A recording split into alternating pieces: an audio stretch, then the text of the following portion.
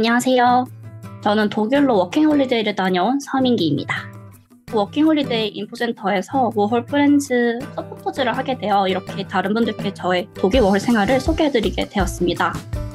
저는 워홀 가기 전 저의 상황과 그래서 왜 워홀을 가게 되었는지, 그리고 왜 베를린에서 워홀 생활을 하게 되었는지, 베를린 정착하는 방법으로 거주 등록하기 등, 또 워홀의 꽃 유럽 여행과 여행 팁에 대해서도 알려드리고 워홀 이후의 변화 느낀 점에 대해서도 알려드릴까 합니다. 이야기를 시작하기 전에는 그저 저의 경험일 뿐이니 한 번 더 조사하고 체크하시기를 추천드리고 당부드리며 이야기를 시작해볼까 합니다. 제가 워킹홀리데이를 간 이유는 그렇게 거창한 이유는 아닌데요. 그저 항상 똑같은 루틴으로 이 지루한 삶에 전환점이 있으면 좋겠다라고 생각을 했습니다. 그리고 내가 정말로 하고 싶은 것이 무엇인지 진지하게 생각해보는 혼자만의 시간이 필요하다고 생각이 들어 아무도 없는 곳으로 마냥 생각해보기도 했어요. 미술대학 시각디자인과 학생으로 저는 정말 뭘 하고 싶은 걸까 하며 저의 전공에 회의감을 느끼고 있을 때이기도 했고요. 이 외로도 모든 전 세계 사람들과 똑같이 코로나를 겪으며 하고 싶은 것을 당장 하지 않으면 이제 언제 할 수 있을지 모르겠구나 하는 생각이 항상 머릿속에 떠들며 뭘 해야 하지 했는데, 예전부터 영어로 말하는 것과 해외살이에 관심이 많아 이번이 아니면 다시 기회를 잡기 어려울 수 있겠다 하여 독일 워홀 신청창이 뜨자마자 신청을 하게 되었습니다. 그렇게 저는 2022년 3월 말부터 2023년 2월 중순까지 독일에서 워킹홀리데이를 보내게 되었습니다. 그럼 왜 저는 독일 중에서도 베를린에서 독일 워홀 생활을 하였을까요? 사실 제 가족 중 친언니가 베를린에서 거주를 하고 있는데 언니가 베를린 너무 좋아, 너가 너무 좋아할 것 같아. 그래서 언니 얼굴 볼 겸 내 개인 시간 만들 겸 해서 공부해볼까 하는 생각으로 편입 조사, 현지는 어떤지 실제로 가보자 하여 베를린으로 가게 되었습니다. 그런데 왠가 너무 좋은 도시인 거 있죠. 일단 유럽 내로 생각했을 때 베를린이라는 도시는 언어적 문제가 적은 것 같아요. 베를린은 글로벌 도시라서 어디를 가든지 영어를 씁니다. 정부 공무 공간에서는 독일어를 쓰긴 하지만 가게 사장님도 영어를 많이 쓰기 때문에 저는 언어적 문제가 적었다고 생각이 들었습니다. 그리고 도시 내 교통이 좋고 인프라가 좋다고 느꼈어요. 제가 외곽에서 살 때가 있었는데 외곽에서 중심지까지 40분 만에 가고, 외곽이라도 교통이 정말 잘 되어 있고 인프라가 좋았어요. 중심지에 몰이 있는데 몰 안에 브랜드마트가 3가지 이상 있었고 옷가게도 있고 약국도 있고 없는 게 없는, 그래서 저는 정말 좋다고 느꼈고, 또 역사적 예술적 자유도시, 제 전공이 미술 쪽이라서 편입을 생각해보려고 베를린 간 것도 있어서 베를린이라는 도시는 틀에 박히지 않는 자유로운 도시라서 저한테 정말 좋았고 마음에 드는 도시였던 것 같아요. 다음으로 베를린 정착하는 방법으로는 첫 번째 집 구하기가 아닐까 합니다. 가기 전부터 집을 구해야 홈리스가 되지 않고 거주할 수 있겠죠?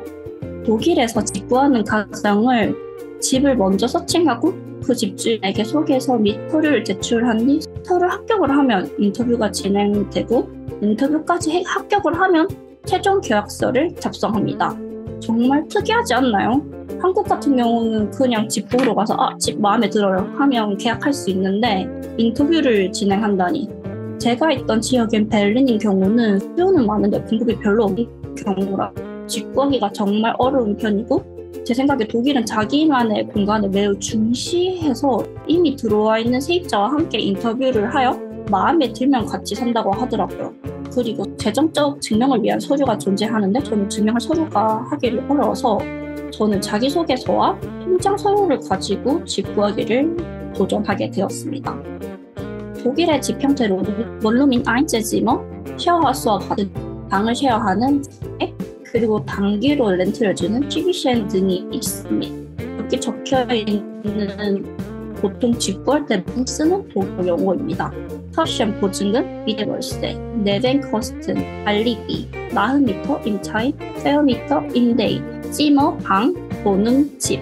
보편적으로 독일의 보증금은 3달치입니다. 베를린 집값은 월세가 1,200유로까지 차이 나는 것을 제가 보았습니다. 관리비는 집마다 다르지만 많이 쓰면 추가로 나오고 덜 쓰면 돈을 돌려받습니다. 그러면 집을 어떻게 구할까요? 집을 구하는 사이트나 이런 걸 커뮤니티를 추천드리자면 페이스북을 정말 많이 쓰는 것 같아요. 그래서 페이스북 그룹이라는 게 있는데 그 그룹에 베를린 아파트먼트 앤 룸스 for Rent 외국인들한테 구할 수 있고 독일에서 방 구하기, 독일 유학생 벼룩시장 같은 한인 커뮤니티에서도 집 구할 수 있습니다. 주소는 안 알려주고 어디쯤에 있고 역에서 도보 몇 분 걸리고 기준과 조건에 대해서 알려드립니다.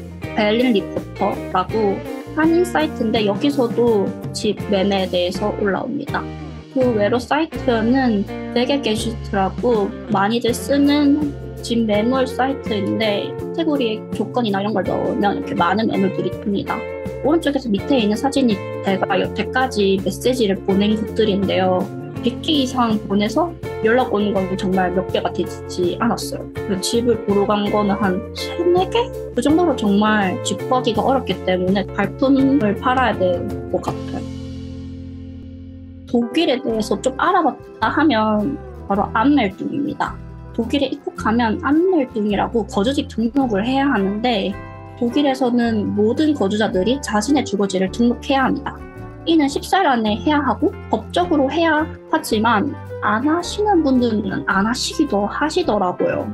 그 이유는 안멜둥이 가능한 집 매물을 구하기 어려워서 그런 것 같아요. 제가 알기론 집 계약서 없이도 많이들 한다고 하시더라고요. 그 독일 문화로 큰 집을 한 사람이 빌린 뒤에 방을 다시 새로 주는 경우가 많아요. 그런 경우 서브렛이라고 하여서 2차로 새로 준 거라서 딱히 법적으로 계약서를 안 써도 된다고 하더라고요. 보통 서브렛인 경우가 많아서 계약서 유무는 집주인 마음인 것 같아요. 저도 법적인 부분이라서 잘은 모르지만 집 같은 경우는 정말 잘 알아보고 좋은 집주인을 만나야 하는 것 같아요. 다시 안멜둥에 대해서 말하자면 안멜둥은 일반적으로 등록 사무소인 아인도르메트 암트에서 등록을 합니다. 보통 줄여서 암트라고 많이들 불러요. 사이트에서 미리 예약을 잡아서 가야 하고 이외로 급하면 직접 전화로도 가능해요. 사실 암트는 소문이 정말 무성하고 거주지를 등록하는 건데도 잘 안 해준다고 하더라고요. 언어가 안 돼서 너 독일인 친구 데리고 와 이렇기도 하고 다시 와 하는 경우가 되게 많더라고요. 저는 운이 좋았는지 모르겠지만 아무 문제 없이 했고 독일어도 정말 초보자고요. 영어도 저도 그렇게 완벽하게 한다고 생각하지 않거든요. 근데 가서 살 때 충분하고 느꼈어요. 물론 일자리를 구하거나 그럴 때는 노력해서라도 더 잘해야 되고 거기 가서 독일어를 연습해야 되겠죠? 저는 안멜둥을 좀 추천하는 편입니다. 공식적인 상황에 보통 제출해야 하는 서류에 포함이 되어 있고 안멜둥이 있어야지 독일 통장을 만들 수 있어요. 텍스 번호도 안멜둥이 있어야지 그 절차에 받을 수 있거든요. 그리고 독일 같은 경우는 독일 카드만 사용이 가능한 곳이 많아서 안멜둥을 해서 통장을 만들어내는 게 조금 필수인 것 같아요. 독일은 서류의 나라이지만 한국말로 케바케라고 정말 경우에 따라서 다른 것 같아요. 어떤 경우에는 가능하고 저 사람한테 했는데 됐는데 이 사람한테는 또 안 되네? 이런 경우에 따라서 정말 다르거든요. 저의 경험으로도 주위 친구들 사례들을 보면 독일에 갈 때 중요한 포인트로는 잘 말하는 것 같아요. 좋게 말하는 것. 그러면 안 될 일도 되는 경우가 정말 많은 것 같아요. 안멜둥을 한다면 자동으로 방송통신료에 대한 우편이 오는데 오래 걸리면 한 달 이상이 걸려서 우편이 오니까 까먹으면 와 있는 것 같아요.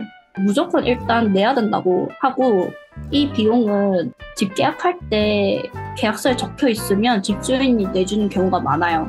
그리고 추가로 한국 입국할 때 다 끊고 가야 해요. 아니면 기록에 나누니까 앞멜둥을 해서 등록을 해지하고 그리고 이사를 할 때도 10살 이내에 다시 우멜둥이라고 주소를 다시 또 등록을 해줘야 해요.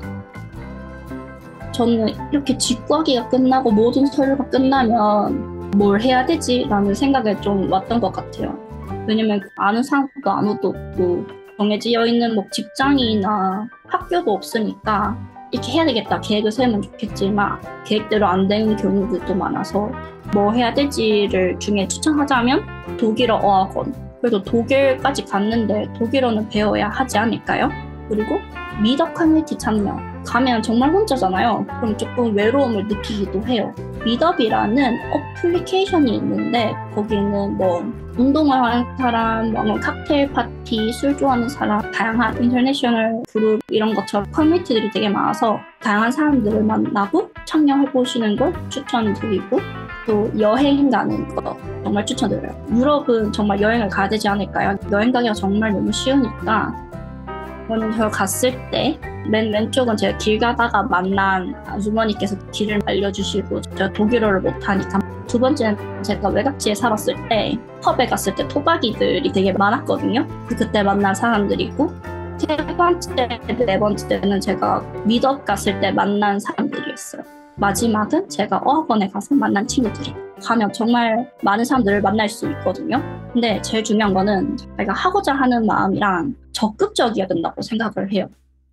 저는 1년 동안 유럽에 있으면서 그렇게 많은 나라들을 간 편은 아닌 것 같아요. 왜냐하면 여행을 하겠다라는 목표도 딱히 아니었었고, 난 그리스, 벨기에, 이탈리아, 체코 이렇게 가봤어요. 제가 여행 갔을 때 만났던 분들이랑 이런 걸 사진인데요. 첫 번째는 그냥 베를린에 있을 때 찍었던 사진이고, 두 번째는 산토리니에 있을 때 제가 항상 게스트하우스에서 묵거든요. 그때 만났던 미국인 친구인데 차가 있어가지고 같이 저도 타고 다녔었고, 위에도 게스트하우스에서 만난 뉴질랜드 뮤지션 친구고, 밑에는 이탈리아에서 만난 친구들인데 같이 다니고 밥도 먹고 이러니까 엽서도 서로 나눠가지고 아직까지도 연락하는 것 같아요. 팁으로는 잘 모르는 도시 가보기, 그리고 말 걸어보기. 정말 서로 찍어주면서 친구가 되는 경우가 많아요, 길거리에서. 저는 혼자서 여행 다녔거든요. 저처럼 혼자서 여행 오시는 분들이 많기 때문에 서로 똑같은 경우라서 좀 더 친해지기도 쉽고 같이 다니게 되고 말할 거리도 되게 많고 또 재밌는 것 같아요. 그리고 치안 정말 조심하셔야 돼요. 위험하다고 조금이라도 의심되면 그 자리를 저는 피해야 된다고 봅니다. 한국이랑 정말 달라서 조심조심 해야 돼요. 아까 마약에 대해서 말씀해 주셨는데 어느 정도 저는 정보는 알고 가야 된다고 생각이 들어요. 왜냐하면 몰라서 겪게 되는 경우들이 생기잖아요. 그러니까 미리 위험한 것들을 조금 찾아보시고 조심해야 된다고 생각이 듭니다. 워킹홀리데이가 끝나고 느낀 점은 세상이 정말 넓다는 게 좀 많이 느껴졌던 것 같아요. 넓어서 생각보다 나한테 많은 선택권들이 있었네? 내가 한국에서만 있는 게 뿐만이 아니라 해외에서도 있을 수 있지. 이게 잘 와닿는 것 같아요. 실제로 이렇게 겪어보는 게 다른 것 같아요. 그리고 다민족 국가들이라서 다양한 것 같아요. 마트에 가서 우유만 보더라도 우유 종류가 10가지가 넘고, 그리고 해외에 대한 로망이 없어진 것 같아요. 로망이라 하면 한국은 이런데 해외는 이렇지, 뭐 자유롭지, 아 정말 좋다, 해외 나가서 저렇게 유튜브에서 나오는 영상처럼 살아보고 싶다, 이런 것들이 있잖아요. 현실적으로 바뀌는 것 같아요. 해외도 장점이 있지만 한국에도 장점과 단점이 있는 것처럼 단점들이 존재하는 것 같아요. 똑같아요. 사람들이 사는 데는 다 똑같은 것 같아요. 그리고 하고 싶은 것을 당장 하지 않으면 이제 언제 할 수 없겠구나. 뭐든지 하고 싶으면 당장 해야지. 왜 안 돼? 하면 되지. 라는 긍정적인 마인드가 생긴 것 같아요. 일단 내가 하고 싶은 거에 뒷받침되는 서칭이나 이런 일들을 해놓으면 뭐든지 이제 할 수 있다. 처음으로 제가 선택해서 실행력 있게 해봤기 때문에 무조건 할 수 있다라는 마음이 좀 생긴 것 같아요. 이게 정말 생활하면서 큰 원동력이 되는 것 같아요. 사실 제가 무엇을 하고 싶은지는 찾지 못했어요, 돌아왔을 때. 근데 뭐든지 일단 해야 되겠다라는 그 마음으로 시작해서 정말 이것저것 해보니까 안 된다고 하는 순간들이 생겨도 왜 안 돼? 하면 되지라는 그 마음으로 정착해 나가게 되더라고요. 그래서 저는 나가는 거 추천드려요. 왜냐면 경험이 정말 크더라고요. 여기까지 저의 워홀 생활이었고 감사합니다. 당신